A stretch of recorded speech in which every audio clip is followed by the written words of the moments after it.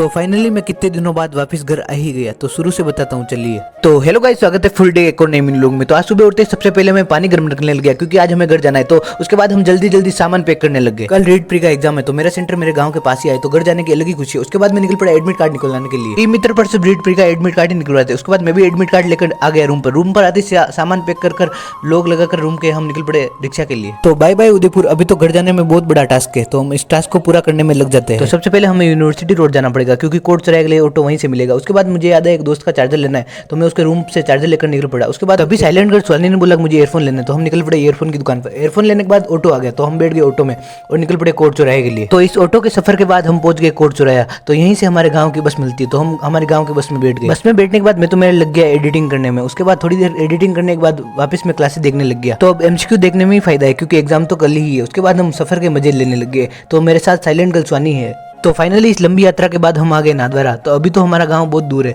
उसके बाद वापस लग गए हम बस की यात्रा में। तो इस बस की यात्रा से थक हार कर हम पहुंच गए हमारे गांव के चौराहे पर। तभी फास्टर किरण हमें लेने आ गई। तो इसको बोला मैंने कि गाड़ी अब तेरा भाई चलाएगा। उसके बाद मैं गाड़ी चलाने लग गया। तो ये है हमारा गांव का चौराहा। तो हमें यहाँ अलग ही वाइब आ रही थी। उसके बाद हम पहुंच गए हमारे घर की ओर। तो फाइनली मैं मेरे घर पर आ गया। तो मैं देवाशीष व्यास आपका स्वागत करता हूँ देवाशीष के होम पर। तो यही वो स्थान है जहाँ मेरे कई इमोशन जुड़े हुए हैं। उसके बाद मैं सेंसा की तरह ऊपर जाने लगा। तो ये है मेरा घर। तो फास्टर किरण सामान को ऊपर पहुंचाने में लगी हुई थी, तो मुझे सेंसा की तरह वाइब आ रही थी। उसके बाद मैं ऊपर पहुंचते ही किचन की ओर जाने लगा। तभी मैंने देखा कि मेरा पापा खाना बना रहे। तो ये ज़्यादा पर्सनल क्लिप हो गई। तो आपको मैं बताऊं, ये है मेरा सब कुछ। आई मीन मेरा स्टडी रूम। सबसे ज्यादा टाइम मेरा यही निकलता है। और दूसरी ओर ये है हमारा बेडरूम को देखकर मैंने दूसरी ओर देखा, तो ये झाड़ू निकालने में लगी हुई थी। तो 150 रुपया देगा। तो आपको मैं बताऊं, ये है मेरी सिस्टर किरण व्यास। तो नेक्स्ट वीडियो में मैं आपको मेरी पूरी फैमिली से मिलवाता हूं। तो बाय बाय गाइस।